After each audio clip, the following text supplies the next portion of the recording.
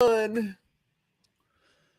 All right, ladies and gentlemen, growing a business is probably one of the most difficult things to do. And today's guest is going to unveil some growth secrets from startup to success. So let's get this one going. Here we go.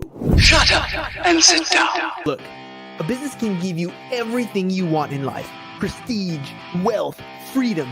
It can also take everything away from you. This show is for those who are willing to take that risk. These are the real life stories of entrepreneurs. But before we start, I have one small favor to ask. Please leave a comment. It can be advice, critiques, tips, feedback, or share this with someone because your engagement is the most valuable and most powerful form of social currency. So thank you, and welcome to another episode of Business Bros. All right, ladies and gentlemen, are you an entrepreneur dreaming of taking your business to new heights? Today's episode is a gold mine for you. Imagine turning your startup into a household name, enjoying both success and failures, and learning management techniques that truly work. Our guest today has done just that. They've taken their passion for creating safe workplaces and critical IT services to a whole new level.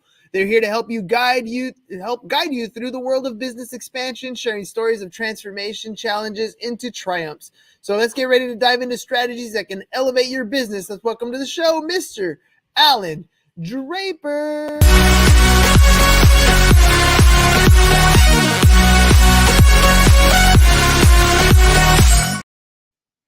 Welcome to the program. Hey, brother. Glad to be here. What an intro, man. I'm ready to go run through walls or something after that. Well, you got enough shoes. You must be a sneakerhead. You got enough shoes in the background to run through anything, man. So let's jump in with the beginning. Tell me a little bit about yourself. Everybody starts at zero. Everybody begins at a startup. How did your story begin? Tell me a little bit about your journey. Yeah, man. I'm a small town kid. Grew up on the Oregon-Idaho border, farming community, about 2,000 people. There's one stoplight in my town. There's not a McDonald's. Kind of give you an idea. I left there after I graduated high school and never really looked back. Went to college and just started reading, man. I started reading books and the authors became my mentors. And I knew I was destined for something greater, that I had something big inside me that I needed to get out. And I spent a couple of years in South America, in the country of Chile, learning Spanish and working with the people there. Ended up graduating with an undergraduate degree from Brigham Young University. And then I went to law school at Arizona State, practiced law for a while, and then started my first non-real estate business. And that was 2014. And, fast forward to today, I own 29 businesses. I'm a angel investor, have a couple of podcasts, very active on social media, and just want to help people get their businesses off the ground, man. Dude, that's impressive. 29 businesses. So I guess I'm going to start from the top. Usually when people come on the show, it's because they're promoting a particular product or service that they want to get out to the public. So what is it, if you can explain it like simply so a high school kid could understand, what is it that you do? What are you selling? I don't have a book. I don't have a course. I'm a business coach, but to be honest with you, man, that's mostly so that I can find startups to invest in. I think I'm selling myself. I have, I'm trying to build my personal brand and talk about my journey so that I can help others. And, eventually in a few years, I'm going to start a private equity firm, and I'll be raising money at that point. But at this point, man, I'm just enjoying the journey. I don't have anything for sale on my website or anything. It's more of me just getting my name out there type thing.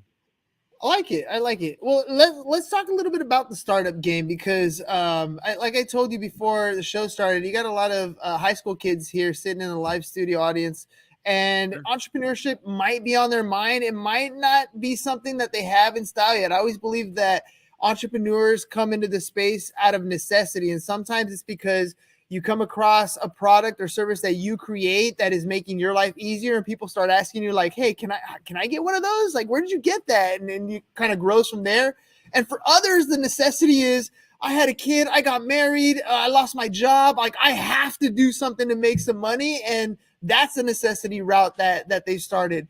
In your experience, especially as an angel investor, when you're looking for startups, what is that fuel that you're looking for? On the one hand, obviously the business has to be something you're invested in, but on the other hand, the entrepreneur has to be someone you're willing to invest in as well. What do you look for in some of these startups when you're looking to become an investor and become a part of that organization? Yeah, that's a great point, and you hit the nail on the head. People think that a business idea makes a business, and it really doesn't. It's all about the execution. So when I'm investing in a company, I look for three things. Number one, the founder. Who's the founder? Who do I believe that this individual is going to get up every day and pursue their dreams with the same amount of passion as day one, which is very hard to do. I always say that enthusiasm is common, but endurance is rare. And so I'm looking for a number one, founder. Number two, what's their team look like? Who have they surrounded themselves with? And number three, how do they manage cash? Those are the three things that after that we'll get into, okay, what's the business model? What's the idea? Things like that. But it really comes down to the founder and the team. If it's somebody that is there for the right reasons. I want to talk about that for a little bit. You talked about people kind of falling into business. I was put on this planet, professionally speaking. Now, I'm a God-fearing family man, first and foremost. Business is kind of what I do for fun. I don't have to work anymore. I haven't had to work for years. This is something that it's in my blood, man. I will never stop. I will never stop. I don't care. For me, it's not I get to a certain amount or I get to a certain age. I will not stop. This is something that I love.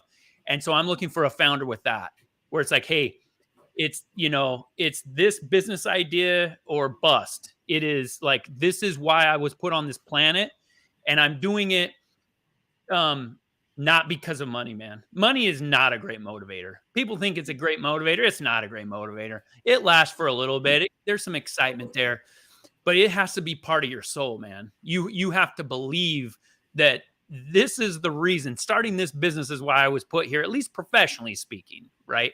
We have higher purposes, I believe, than business and money. But I'm looking for a founder with that. And it's really tough to fake. It is. And let me ask you this, because oftentimes I've found, I mean, you're episode 1205. So I've interviewed over 1,000 different entrepreneurs on the show, and almost all of them go in with one intention in business. And once they've been in it for a while, it's completely different. I can use my podcast as an example. I literally went into it thinking, oh, all I got to do is get to 1,000 episodes, just like Joe Rogan. I'll have millions of followers. I won't have to worry about money anymore. And it didn't turn into that. Now it's a show that's in my classroom that I'm presenting to my students so they can see different entrepreneurial opportunities, different walks of life, and different things that happen. It's kind of morphed from where it was. It's still monetized. It's still an opportunity that I'm using, but it's not what I intended at the beginning.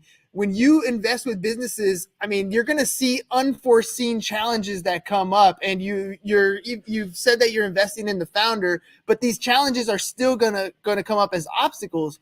Can you give me an example how you turned like some of those setbacks into maybe opportunities, and how that journey kind of shapes out as you invest in these companies? You bring up a really good point. And I have never ran into a business that was a successful business that was exactly as what it was planned to be on day one.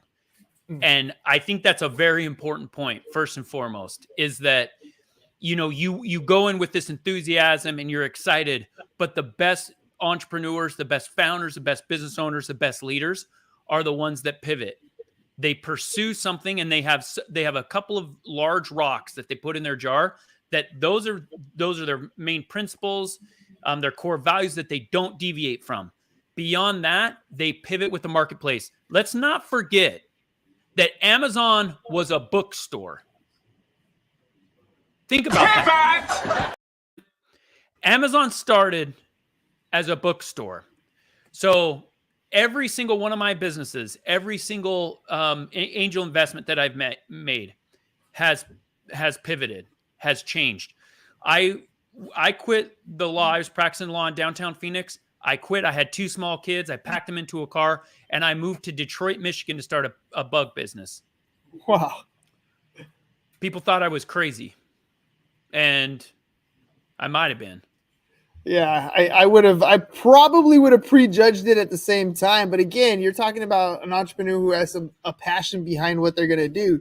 Sometimes it's in the face of what everybody thinks the conventional wisdom should be. Like, you're already successful. You're already achieving what you want to achieve, and you want to give it all up to do this? What are you, crazy? Yeah. You know what's funny is that the people that had the hardest time understanding what I was doing were my law school classmates, because they were there shoulder to shoulder with me during law school, studying for the bar exam, getting the first job, all those difficulties. And they're like, wait a minute, you're going to become a bug guy? And,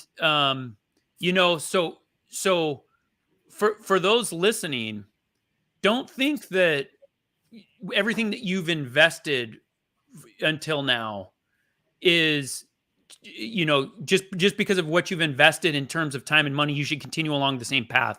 If an opportunity comes up, don't let it pass by just because you went to school to be one thing or another. That doesn't matter. That you should use that as a springboard, not as an excuse. And I think it's the same way with businesses. Like, hey, we have a plan. We planned on, this type of model. And now the pest control company that I started in 2014, there's 10 branches in 8 states. It's knocking on a market cap of $100 million. And that was kind of the jumping off point for me. So thank goodness that I didn't just continue practicing law because, hey, I invested 3 years of law school into it or whatever, Yeah, you get pot committed really easily, right? Like, all of a sudden you're just like, I've already done this. I've spent this much time. I might as well keep going. But one thing that you kind of mentioned is you kind of followed your heart. This is where I want to go. This is a choice that I make, and you only really get one life to live. But you also said, I turned something that was small. I took a risk on moving to Detroit, and now I have over 10 branches with a market cap over 100 million. You didn't do that by yourself. And this is one thing I think a lot of entrepreneurs struggle with, is managing teams, either doing a growth phase or coming in and managing a team in general, because you might be good at the tech part of that business. Doesn't necessarily mean some of those other management skills are in place. What's your go-to strategy for keeping teams aligned and motivated? Because I know there's going to be a lot of entrepreneurs out there who have a team, but getting them to move forward in the same direction, that might be a struggle. Yeah, you have to really align vision. You have to find people that, that believe what you believe. And that is the number one motivating factor for highly successful individuals, is working together to achieve a common goal. A lot of times people think that it's money or that it's prestige or whatever, but study after study shows that it's actually a group of people working together to achieve a common goal. So as an owner, as a leader, you have to find those people, and it is very difficult.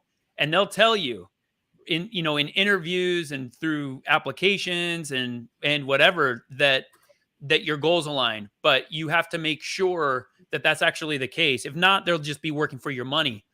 But if they believe what you believe, they'll work with their, blood, sweat, and tears. And a lot of times as a startup, that's exactly what you need, and nothing short of that will work. And you got to remember when you're interviewing somebody, that they're never going to be on better behavior than they are in that process. So that's a really high bar to set for them. But you got to surround yourself with good people. And then throughout the process, focus on that vision. Talk about it. Talk about where the company's heading. What are the things that they're working on? How what they're working on contributes to the overall vision and goals of the company. If you do that, they'll stay motivated. They'll keep working through difficult times, and you need that to happen. on the opposite side of that, if you don't do that, tasks become mundane. People get just kind of stuck in a rut, showing up to the office every day. And not only does the vision die out, but the enthusiasm dies out right behind it with them. Exactly. Let me ask you about marketing, because obviously we do a lot of marketing here on the podcast, whether it's text message, email campaigns, follow-ups, even creating digital content like this. But I believe that marketing plays one of the most crucial roles in a business, which is customer acquisition. Without customers, you don't have a business. So can you share some marketing tactics that you believe every entrepreneur should consider to growing their business? I mean, you come from experience going from one branch to 10 branches to that $100 million cap. I'm sure marketing was part of that plan. We started working on our marketing and sales program 6 months before we opened our doors. So long before we had a license to actually apply the pesticides or an actual office space or any type of equipment, we were already developing our marketing and sales program. And that's how companies should approach it. I actually own a digital marketing agency called Lizard SEM that we started a couple of years ago. But there's so many ways to do it. And I think the key here, man, is to focus on what makes your company different and hit that over and over and over. A lot of people just talk about price, and there's nothing wrong with that to keep the lights on, to pay the bills. But you really want to set yourself apart in the marketplace. And you do that through company culture and identifying what I was talking about before in terms of what the vision is for the company. What is it that it makes you different that somebody's going to remember? The other thing that I would add here that a lot of companies forget is that you have to remember that your customer, your client, your partner, whatever you want to call them, they're the hero and you're kind of you're the accomplice, you're their assistant. A lot of times companies, the way they brand and market, will put themselves in the light. Like, hey, look at what we do. Look at how awesome we are, all the things we can do. And what you want to do is flip that on its head and say, hey, look at all the things that you, customer, can do with us. The customer's the hero. And when you do that in your branding, it's going to resonate with people because it's not about the company. It's about the individual that's choosing to do business with them. They're the hero. You're the guide. I love that. There's a hero's journey. Russell Brunson talks about it in his book, Expert Secrets. It's great to understand the dynamic of that. It also helps you with storytelling. So your marketing campaigns all of a sudden sound different. They look different because you're placing the customer as the hero in that journey. And you're that supporting character. You're the Yoda. You're the one who's there to help get them to where they want to go, not necessarily where you want to go. And I love one of Jim Rohn's quotes that he says, you can have anything you want in life if you can help enough people get what they want. And that's at the end of the day, the story when it comes to your business. You're helping them solve that problem. Let me ask you, we talked a little bit about marketing. How about branding, like creating a household name? That's what every entrepreneur dreams of. Not always necessarily the case that's going to happen. What's a piece of advice you wish you had when you started your journey building your Proof Pest Control company as a brand that maybe you a hurdle or an obstacle or something that came into play that kind of shaped that? With a home service business, you have to focus on one customer at a time. So people think of brand and it's like, yeah, I'm going to build a brand that I'm going to become a household name. Man, you better be in the game for a couple hundred years in order to do that. Look at how long Coca-Cola has been around. Now, there's some tech companies that have done that in a shorter period of time, but it's a long-term game. And because it's long-term, you have to focus on each individual. Home service business, we worked really hard on our reviews. Someone left us less than a 4-star review. We were calling them. We were all over them. We were refunding money. We were rolling out the red carpet. If somebody is upset with your business, they'll tell 10 of your friends. If they're super happy with you, they might mention it to one person. So, brand is such a big, all-encompassing type of term, but you have to focus on the individual and you have to do it for decades in order to build a really good brand. Consistency is the key there. It's like you can't read about getting a six pack. You have to actually do the reps. No matter what you study, what you think about, you have to put in the reps. And that's what the branding comes into play. Because you're exactly right, man. When people are unhappy, that is the worst possible thing from your business. Sometimes you got to take the L because things go wrong. I understand that. But when you take that second effort to make that right, to correct the issue, that also goes a long way. You could easily turn somebody who had a bad experience by going back and fixing that problem, showing them that you care. They're gonna talk to you because people are gonna ask them over and over again after they've already shared that negative experience, how it turned out, and now they have like a retribution story, something that will help them kind of say, nah, look, it went bad, but this is what they did to help me. I know some of those stories for me are the best ones when I deal with companies that don't work out so well the very first time. Now you've had a lot of experience and uniquely you're in the podcast space like me. So you've launched the Business Growth Pod to offer advice to fellow entrepreneurs. Let me ask you, like, what motivated you to start that in the first place, to even decide to go with the podcasting? You know what's funny is that during COVID, I started a pest control specific podcast, and it kind of morphed into a general business podcast. Right now, the Business Growth Pod, I don't monetize it at all. It costs me money. I lose money on it every year. I've done several hundred episodes. I don't know how many exactly. And for me, it's about a couple of things. I want to reach founders that aren't there yet. I want to motivate people to start businesses.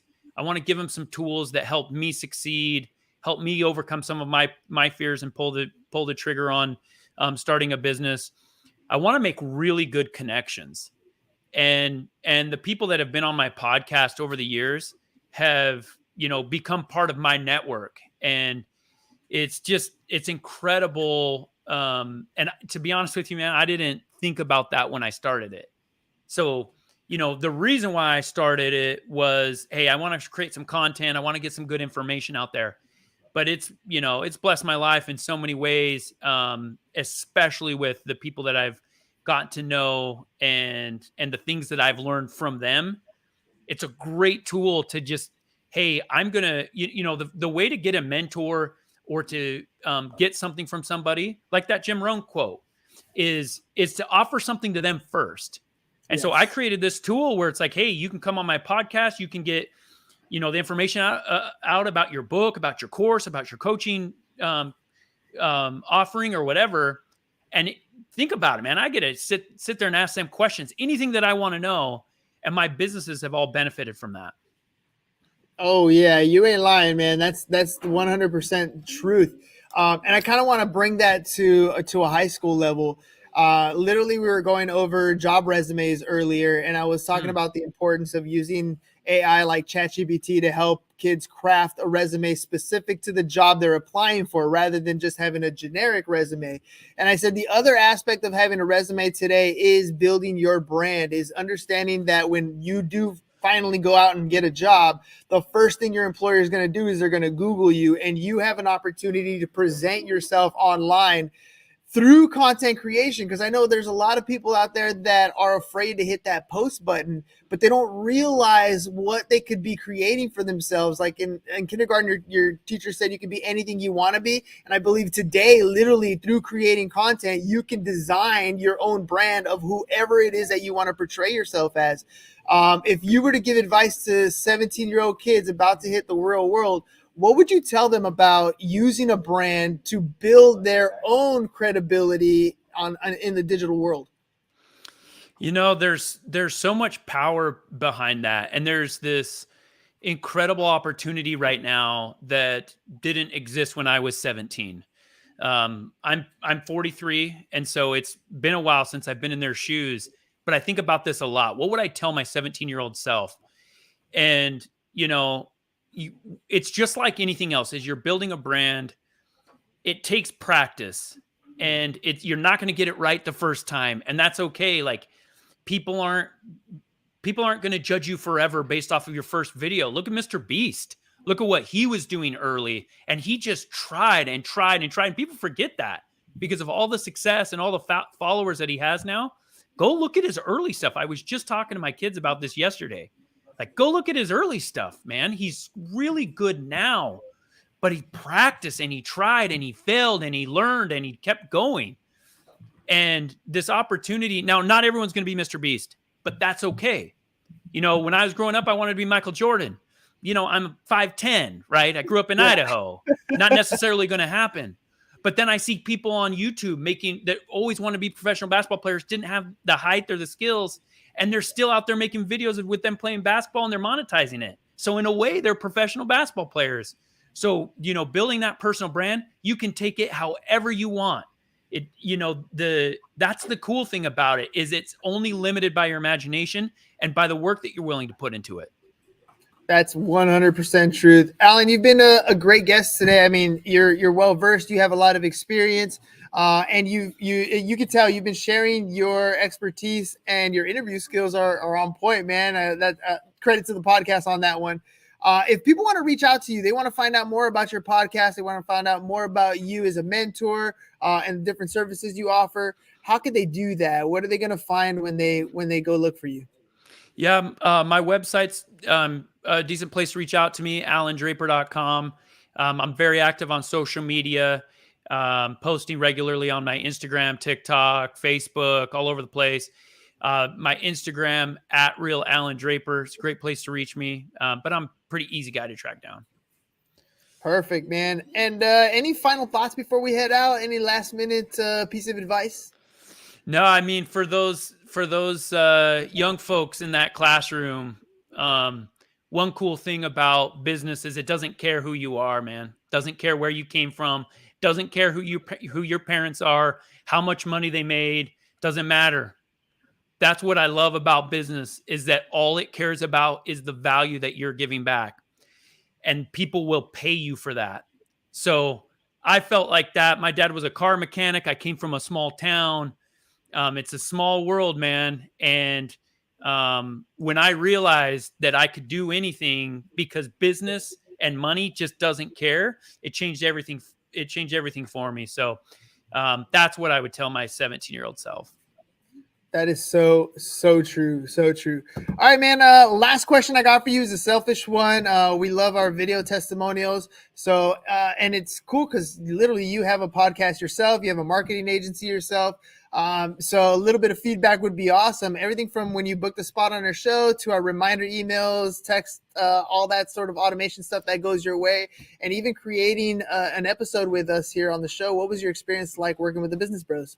Yeah, it was awesome. Obviously, I have a team that helps me with a lot of those things. But no, the interview was on point. Lots of great questions. It's clear you know your stuff. So process was seamless for me, and just a great conversation, which I value quite a bit.